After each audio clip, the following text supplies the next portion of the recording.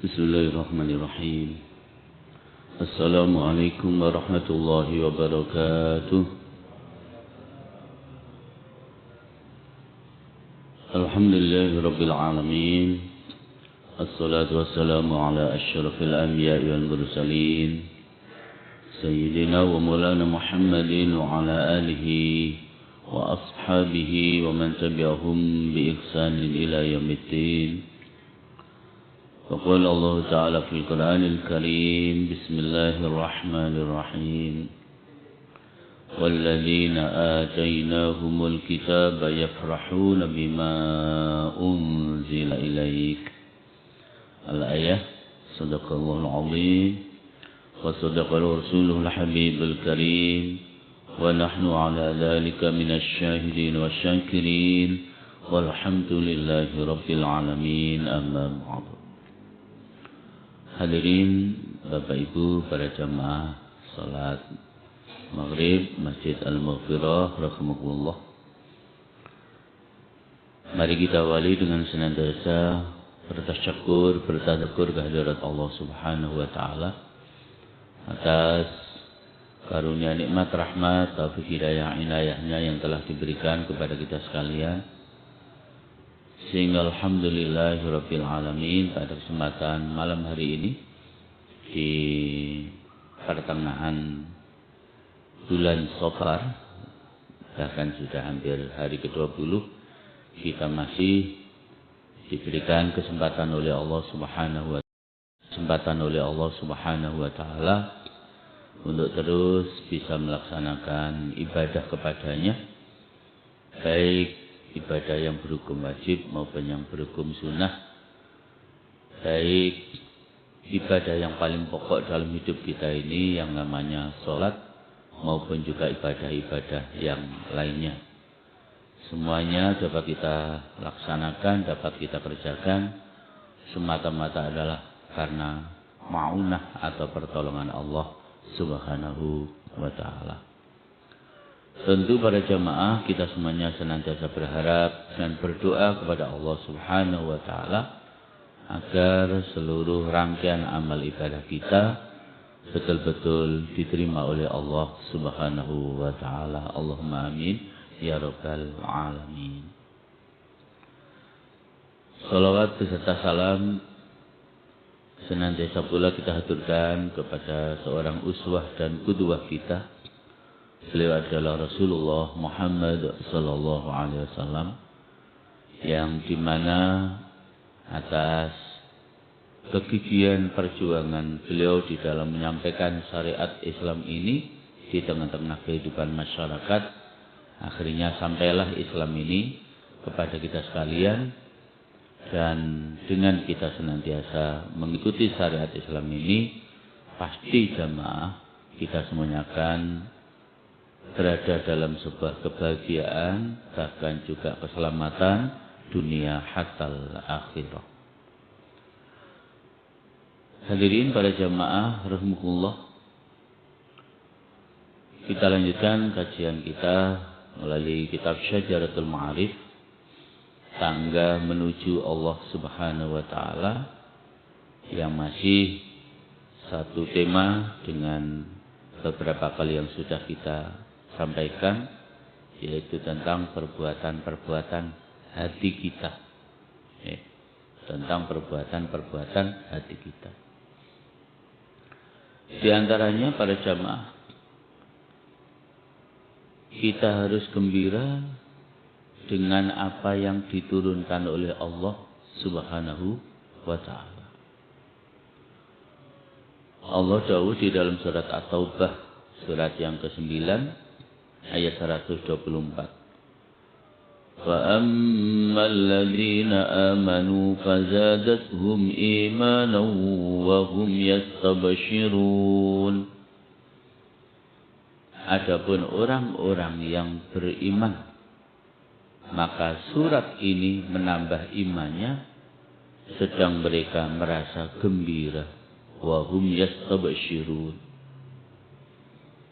Allah juga masih menjelaskan dalam surat Ar-Ra'd, surat yang ke-13 ayat 36. والذين آتيناهم الكتاب يفرحون بما أنزل إليك. Orang-orang yang telah kami berikan kitab kepada mereka bergembira dengan kitab yang diturunkan kepadamu. Bapak Ibu para jamaah rahimakumullah. Jadi wajib hukumnya hati kita merasa gembira dengan apa yang diturunkan oleh Allah Subhanahu wa taala kepada kita sekalian yang berupa kitab suci Al-Qur'an. Yang dengan diturunkan kitab suci Al-Qur'an itu kemudian menjadi wasilah bagi kita semakin memperkokoh iman kita kepada Allah Subhanahu wa ta'ala.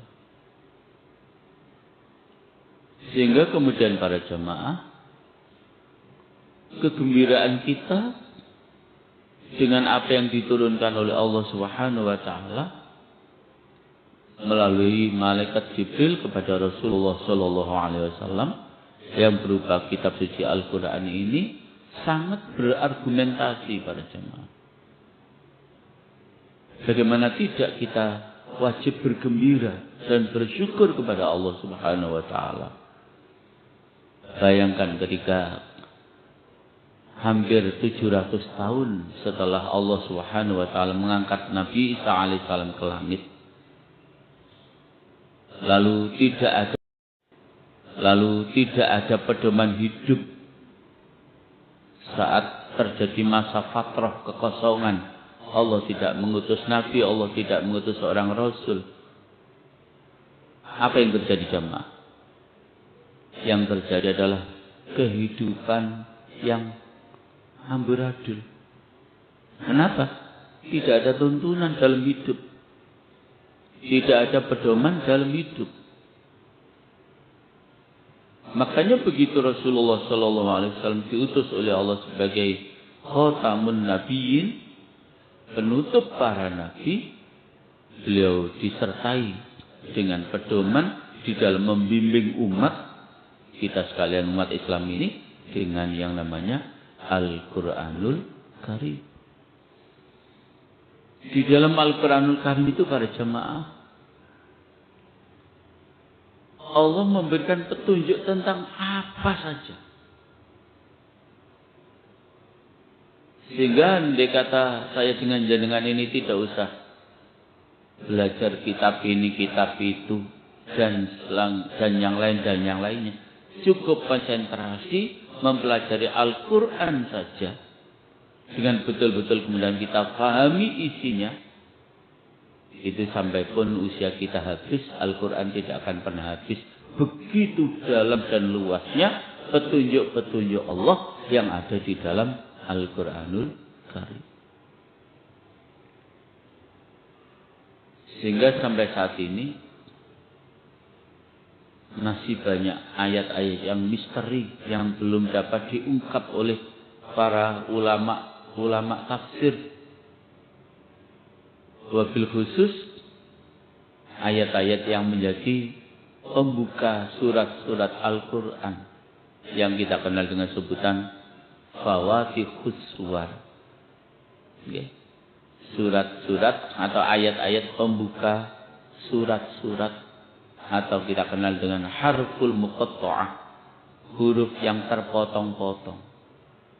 Mulai alif, lam, mim, dan seterusnya. Kaf, ha, ya, ain, shad. Itu sampai saat ini jemaah masih belum ada yang mampu menafsirkan apa yang dimaksud firman Allah dalam Fawatihus Suwar tersebut atau dalam harful muqatta'ah tersebut. Itu menunjukkan betapa kedalaman dan keluasan petunjuk Allah yang ada di dalam Al-Quran itu sungguh luar biasa. Bahkan Allah sendiri yang jauh di dalam surat Al-Isra itu bahwa Al-Quran itu adalah petunjuk yang hiya aqwam, petunjuk yang paling lurus. Ya, petunjuk yang aqwam, yang paling lurus. Bukan hanya qawam, tapi aqwam. Petunjuk yang paling lurus itulah Al-Qur'anul Karim. Makanya wajib hukumnya saya dengan jenengan merasa gembira dengan apa yang diturunkan oleh Allah Subhanahu wa taala, karena dengan apa yang diturunkan oleh Allah yang berupa Al-Qur'anul Karim itu dapat kita jadikan sebagai pedoman di dalam hidup kita, di dalam rangka mencapai keselamatan, kebahagiaan dunia sampai akhirat. Semua ditunjukkan oleh Allah ada di dalam Al-Qur'anul Karim. Makanya kemudian pada pertemuan sebelumnya sudah saya sampaikan, agar betul-betul fungsi Al-Quran sebagai al-huda, sebagai petunjuk, sebagai hidayah bagi kita itu benar-benar kita rasakan kehadiran Al-Quran itu jemaah, maka ada 4 kewajiban kula kalih jenengan terhadap Al-Quran itu. Yaitu wajib kita membacanya dengan tartil. Ya, Al-Muzammil yang keempat. Yang kedua, kita wajib mentadabburi makna yang terkandung di dalam ayat-ayatnya itu. Itu Allah perintahkan di dalam surat As-Sadd, surat 38 ayat 29. Setelah itu kita wajib mengamalkannya dalam kehidupan sehari-hari. Itu Allah dahulukan di dalam surat Al-Mu'minun ayat 105. Bahkan setelah itu kita masih punya kewajiban yang keempat, kita wajib mendakwahkan Al-Quranul Karim berdasarkan hadis sahih riwayat Imam Bukhari, khairukum man ta'allama al-Quran wa 'allama. Itulah 4 kewajiban kita terhadap apa yang diturunkan oleh Allah kepada kita, yaitu Al-Quranul Karim melalui Rasulullah Muhammad sallallahu alaihi wasallam. Bahkan kita juga wajib gembira jamaah dengan karunia Allah dan rahmatnya. Allah dawuh di dalam surat Yunus, surat yang ke-10 ayat 58, "Qul bi fadlillahi wa bi rahmatihi fa bidzalika falyafrahu." Katakanlah, dengan karunia Allah dan rahmatnya hendaklah dengan itu mereka bergembira. Subhanallah. Saking banyaknya karunia dan nikmat serta rahmat Allah Subhanahu wa taala, sampai Allah sudah memberitahu kepada kita, wa in ta'uddu ni'matallahi la tuhsuha. Jika kalian semua ingin menghitung nikmat-nikmat Allah, maka kalian tidak akan mungkin mampu untuk menghitungnya. Apa saja jenis dan macam-macam karunia serta nikmat yang telah Allah Subhanahu wa taala berikan kepada kita sekalian. Yang paling utama adalah nikmat iman, nikmat hidayah Allah. Okay.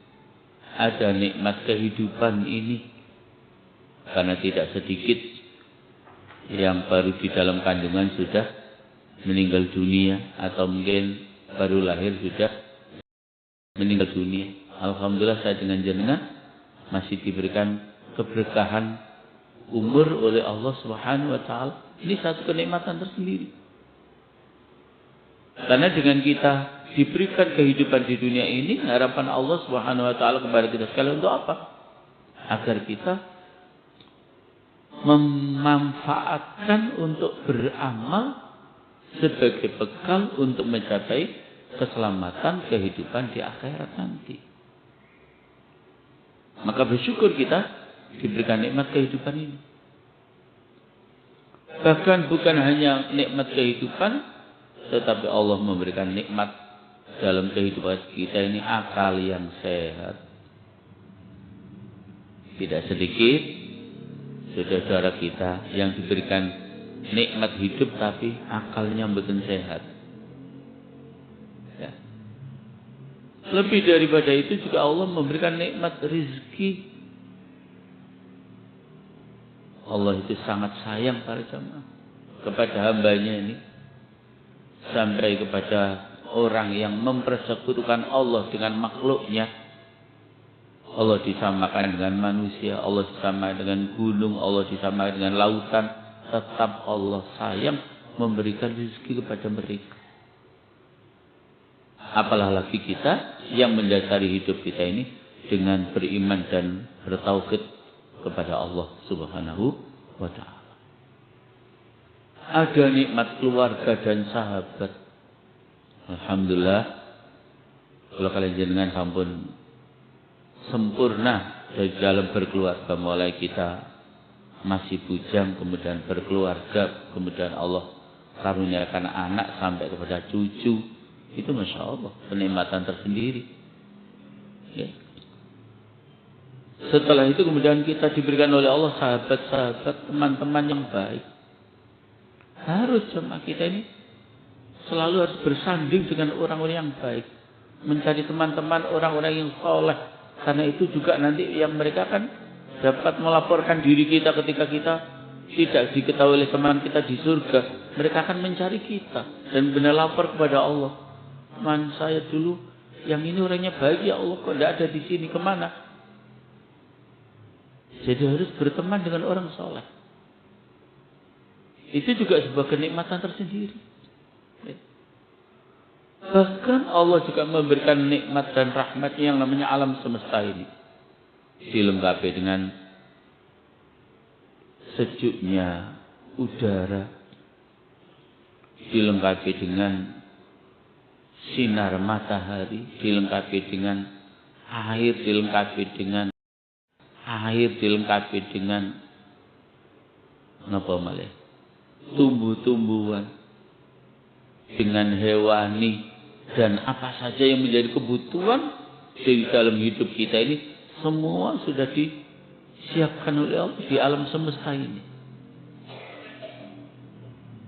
Jadi para jamaah Allah, itulah kenikmatan-kenikmatan Allah yang luar biasa, yang wajib kita bergembira dengan karunia yang berupa nikmat-nikmat Allah tersebut.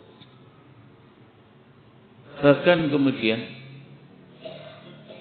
juga kita diberikan kenikmatan yang namanya kesempatan untuk bisa senantiasa istiqomah di dalam beribadah kepada Allah Subhanahu wa ta'ala. Jadi kita juga diberikan kesempatan oleh Allah untuk selalu bisa beribadah kepada Allah Subhanahu wa ta'ala. Kemudian nikmat yang berikutnya, nikmat ujian, yang justru dengan ujian itu Allah mendatangkan kebaikan buat kita. Banyak di antara kita yang ketika sedang diuji oleh Allah itu justru semakin dekat dengan Allah, mampu merubah pola hidupnya menjadi orang-orang yang baik, menjadi orang-orang yang benar. Diawali dengan ujian Allah Subhanahu wa ta'ala. Jadi bagi orang yang beriman kepada Allah Subhanahu wa ta'ala itu jemaah, ujian itu adalah dalam rangka satu menghapuskan dosa kita. Yang kedua akan menjadi sebab Allah mengangkat derajat kita. Bahkan kemudian mendatangkan kebaikan-kebaikan untuk kita dengan ujian-ujian yang diberikan oleh Allah Subhanahu wa ta'ala tersebut. Puncak karunia Allah, rahmat Allah, nikmat Allah adalah besok di akhirat kelak kita insya Allah semuanya akan dimasukkan surganya Allah Subhanahu wa ta'ala. Allahumma amin ya rabbal alamin. Bapak Ibu rahmatullah. Jadi kegembiraan kita menjadi terhormat disebabkan hal yang digembira'i ya, tentang nikmat-nikmat Allah tersebut. Ya. Maka gembira dengan karunia Allah dan rahmatnya merupakan kegembiraan yang paling utama. Makanya Al-Quran memerintahkan kepada kita agar kita selalu bergembira dengan nikmat-nikmat yang telah diberikan oleh Allah Subhanahu wa ta'ala. Para jemaah rahmatullah, di samping kita harus bergembira dengan karunia Allah, dengan rahmat Allah, dengan nikmat-nikmat Allah Subhanahu wa taala. Tetapi di samping itu para jamaah, kita juga harus selalu waspada dan takut kepada azab Allah. Oke, waspada dan takut terhadap azab Allah. Allah ingatkan kepada kita sekalian di dalam surat Al-Isra, surat 17 ayat 57. Inna 'adzaba rabbika kana mahdura. Dan mereka takut akan siksanya, siksa Allah. Kemudian juga di dalam surat An-Nahl, surat 16 ayat 50, Allah juga dawuh, yakhafuna rabbahum min fawqihim wa yaf'aluna ma yu'marun. Mereka takut kepada Tuhan mereka yang berkuasa di atas mereka. Subhanallah. Kalau kita coba memerinci tentang azab Allah ini, itu azab Allah itu jemaah ada dalam 3 tempat atau dalam 3 kondisi. Yang pertama, azab Allah di dunia ini. Terjadi yang namanya sekian banyak kegoncangan, ya, banjir dan lain sebagainya. Itu bagi orang-orang yang tidak beriman kepada Allah Subhanahu wa taala, itu memang merupakan azab. Bukan merupakan ujian. Sehingga sering ditanyakan oleh masyarakat kita, kenapa Ustaz bedanya bahwa itu ujian atau itu azab? Bedanya adalah untuk orang yang menerima. Kalau yang menerima itu orang beriman, itu ujian. Kalau orang yang menerima tersebut bukan orang beriman atau beriman tetapi masih selalu durhaka kepada Allah Subhanahu wa taala, selalu melanggar syariat Islam, itu namanya azab atau siksa. Kalau bentuknya sama. Baru yang kedua para jamaah, ada azab kubur. Ini, jadi ada azab di alam barzakh. Subhanallah. Dalam hadis riwayat Bukhari dan Muslim itu, Rasulullah pernah satu hari berjalan dan kemudian melewati sebuah kuburan, 2 kuburan. Nabi kemudian melihat apa yang terjadi di dalam kuburan itu. Satu orang yang di dalam kubur itu disiksa oleh Allah. Kemudian yang di kubur yang lainnya juga disiksa oleh Allah, diazab oleh Allah. Ketika para sahabat kemudian bertanya, kenapa ya Rasul mereka mendapatkan siksa kubur itu?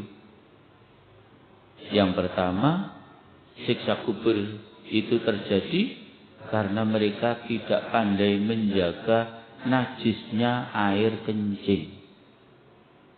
Maka hati jamaah, ya, harus betul-betul kita jaga. Kalau lebih pasnya begitu, kalau kita tidak pakai sarung, ya, pakai celana panjang itu, masuk kamar mandi itu lebih pasnya itu celana panjangnya itu dilepas, baru buang air kecil.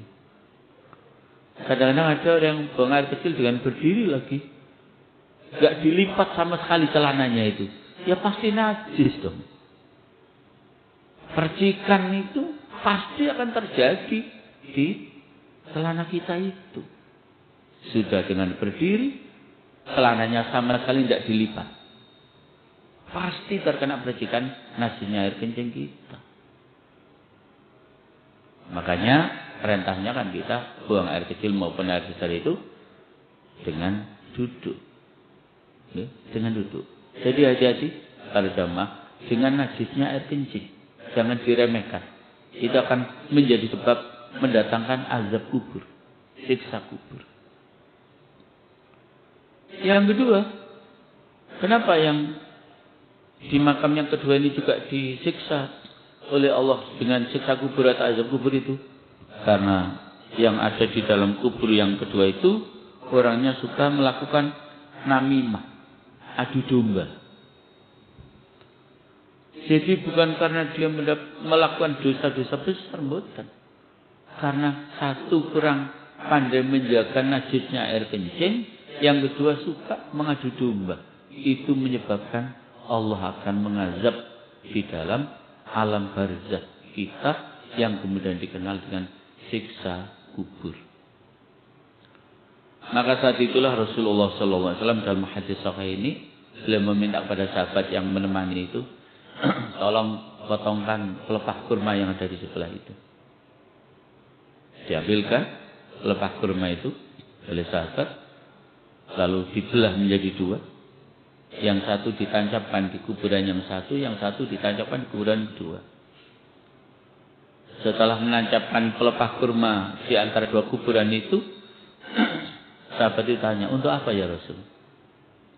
Nabi dawuh, selama pelepah kurma ini masih basah, Allah akan meringankan siksa kedua orang tersebut. Maka ini barangkali jemaah, barangkali yang kemudian karena di Indonesia ini mboten enten kurma, nek sakniki sih merotok kata kurma. Ya. Sehingga kalau kita ke makam itu diganti dengan bunga itu ya. Kita beli bunga terus kita taruh di atasnya itu. Karena kita mencari pelepah kurma sulit. Ya. Ya memang Rasulullah pelepah kurma, adanya saat itu di sana ya kurma. Di sana ya kurma. Sampai sekarang Makkah Madinah itu ya kurma. Yang lain ya jarang ada. Yang ada tanaman itu ya kurma memang. Dan beliau dawuh, selama pelepah kurma ini masih basah, selama itu akan menjadi sebab Allah meringankan siksa kubur buat mereka berdua. Jazakumullah. Karena itu hati-hati. Ada azab dunia, ada azab kubur. Nah, yang mengerikan adalah azab akhirat. Masya Allah. Azab akhirat cuma. Di mana tempat azab akhirat itu? Ya di dalam neraka. Di dalam neraka. Karena itulah para jamaah, ada sebuah hadis yang Rasulullah SAW dawuh melalui hadis riwayat Bukhari Muslim, ya, Nabi itu jamaah pernah dawuh kalau agar kita ini nanti betul-betul terhindar dari siksa kubur, maka ada doa yang diajarkan oleh Rasulullah Sallallahu Alaihi Wasallam kepada kita sekalian. Allahumma inni a'udzubika min adzabi jahannam wa min adzabil qabri wa min fitnatil mahya wal mamat wa min syarri fitnati masihid dajjal. Itu doa agar kita terhindar dari siksa kubur tadi. Nah, kalau agar kita terhindar dari siksa api neraka, ya satu jamaah yang paling pasti kita harus memperkokoh iman kita kepada Allah Subhanahu wa taala. Kemudian yang kedua, kita harus memperbanyak di dalam menjalankan amal ibadah kita kepada Allah Subhanahu wa taala. Para jamaah Allah, di usia-usia kita yang sudah tidak terlalu muda itu, tentu volume taubat kita kepada Allah Subhanahu wa taala itu harus ditingkatkan. Jadi bagi orang-orang yang dekat dengan Allah Subhanahu wa taala itu jamaah, taubat itu dilakukan bukan hanya karena setelah melakukan perbuatan maksiat menurut. Tapi jika kita merasa terlambat, tidak bisa berzikir kepada Allah, terlambat, nggak bisa sholat tepat waktu, terlambat, tidak bisa sholat berjamaah, itu seharusnya kita juga bertaubat kepada Allah. Dan ketika itu kita lakukan, itulah menjadi indikasi bahwa kita ini memang betul-betul orang-orang yang betul-betul sudah dekat dengan Allah Subhanahu wa ta'ala. Taubat kita lakukan bukan karena kita hanya melaksanakan kemaksiatan, perbuatan dosa, tapi ketika kita terlambat untuk melakukan ketaatan kepada Allah. Kita tetap melakukan tapi terlambat untuk melakukan ketaatan kepada Allah. Sebaiknya kita juga bertaubat kepada Allah Subhanahu wa ta'ala. Para jamaah Allah, karena itu doa tadi yang dicontohkan oleh Rasulullah untuk agar kita terhindar dari azab kubur itu ya sangat penting untuk terus kita amalkan. Di samping secara nyata jaga yang pertama tadi najisnya air kencing kita, yang kedua adalah jaga lisan kita, jangan sampai kita selalu berbuat namimah, yaitu suka mengadu domba, suka mengadu domba. Para jamaah Allah, kadang-kadang siksa yang terjadi itu juga datangnya tiba-tiba. Makanya kita harus selalu khawatir kalau tiba-tiba Allah mendatangkan siksa. Sebagaimana yang Allah jelaskan di dalam surat Al-A'raf ayat yang ke-97, 98. Afa amina ahlul qura an ya'tiyahum ba'suna bayatan wa hum naimun. Awa amina ahlul qura an ya'tiyahum ba'suna duhaw wa hum yal'abun. Maka apakah penduduk negeri-negeri itu merasa aman dari kedatangan siksaan kami kepada mereka di malam hari, di waktu mereka sedang tidur? Atau apakah penduduk negeri-negeri itu merasa aman dari kedatangan siksaan kami kepada mereka di waktu matahari sepenggalahan naik, ketika mereka sedang bermain? Jamarullah. Jadi bisa saja Allah itu mendatangkan siksa itu dengan tiba-tiba, terutama siksa di dunia ini. Apa yang terjadi kemarin, banjir gelondongan itu ya. Masya Allah, masa ada banjir itu bukan air kan, banjir kok gelondongan daripada kayu-kayu yang jumlahnya tidak bisa dihitung. Dan itu datangnya tiba-tiba jemaah, langsung wet begitu. Jadi memang apa yang didawuhkan oleh Allah Subhanahu wa ta'ala di dalam Al-Quran itu semuanya nyata jemaah. Ya. Semuanya nyata, terbukti dalam kehidupan kita di dunia ini, bahkan akan terrealisasi dalam kehidupan kita nanti di akhirat kelak. Tidak ada yang tidak terbukti. Apapun yang didawuhkan oleh Allah Subhanahu wa ta'ala.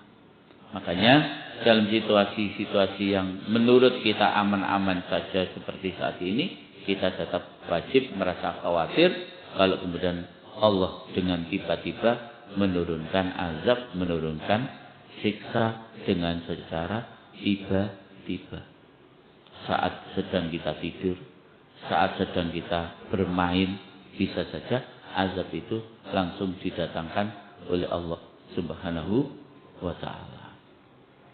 Nah, jemaah, memang puncaknya daripada, sekali lagi, puncaknya daripada azab Allah itu ya ketika besok nanti kita sudah berada di padang mahsyar.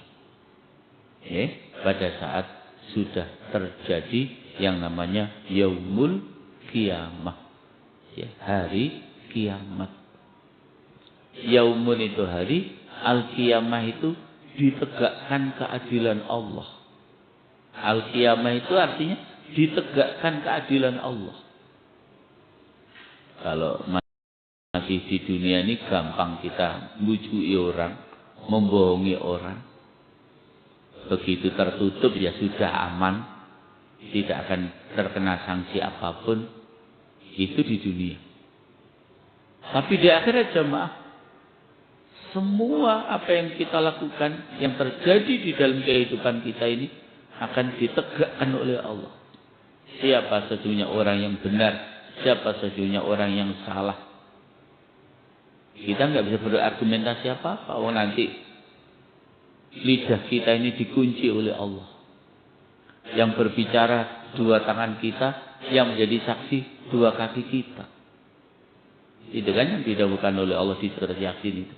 Al-yawma nakhtimu ala afwahihim wa tukallimuna aydihim wa tashhadu arjuluhum bima kanu yaksibun. Nek sakmen kok gampang. Ati omongno bisa, bisa mono nggih saged di dunia. Tapi di akhirat jemaah, lidah kita dikunci mati oleh Allah. Nggak bisa ngomong. Yang ngomong dua tangan kita. Yang menjadi saksi dua kaki kita. Sehingga para jemaah, tentu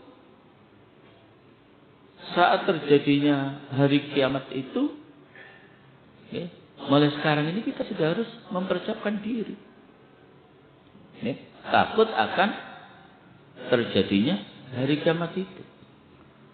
Dan itu yang Allah ingatkan kepada kita sekalian di dalam surat An-Nur ayat 37. Juga di dalam Al-Baqarah ayat 281. Yakhafuna yawman tataqallabu fihil qulub wal absar.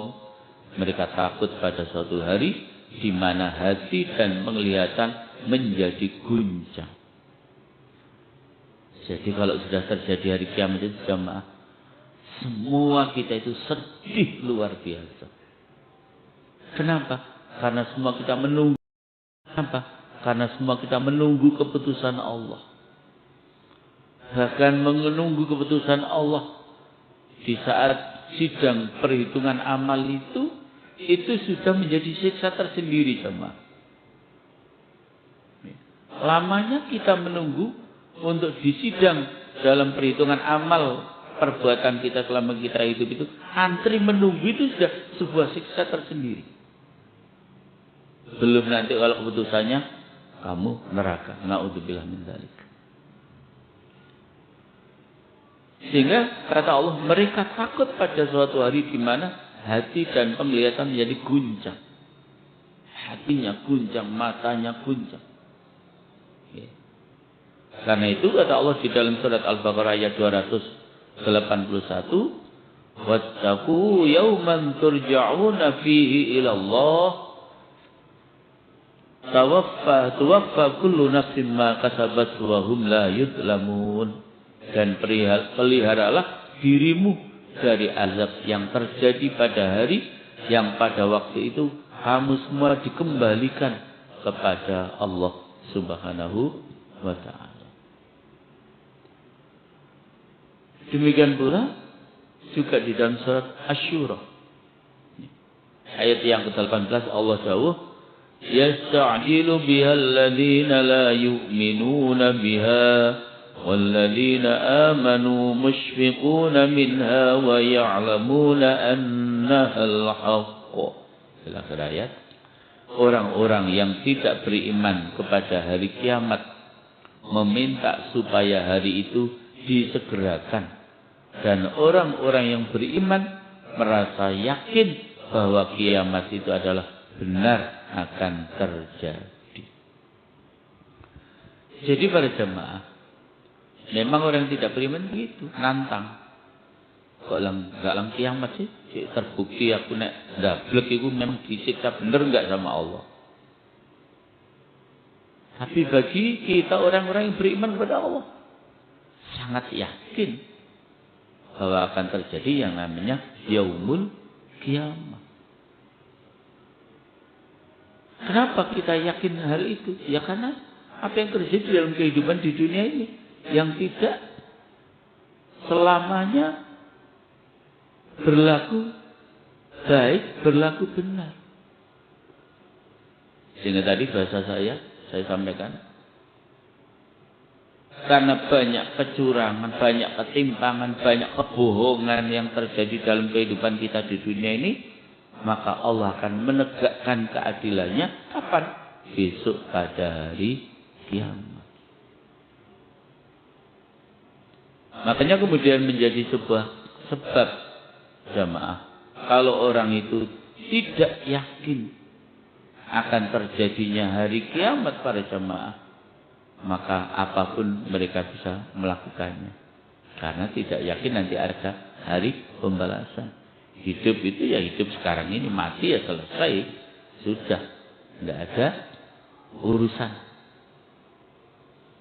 Padahal bagaimana kita sudah menyaksikan Nabi Uzair yang ditidurkan oleh Allah 100 tahun.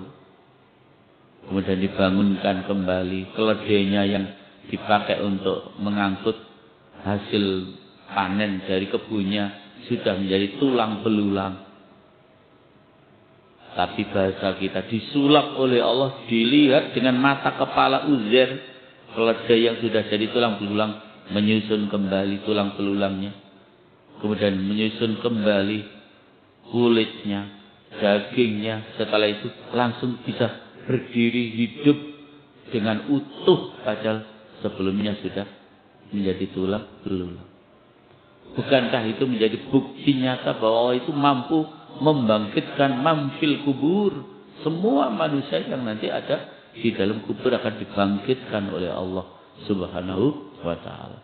Walaupun mungkin sudah habis dimakan ikan hiu misalnya, habis dimakan binatang buas misalnya, bahkan mungkin habis karena dibakar tinggal abunya, semua tetap akan dibangkitkan oleh Allah Subhanahu wa ta'ala untuk dimintai pertanggungjawaban di hadapan Allah Subhanahu wa ta'ala.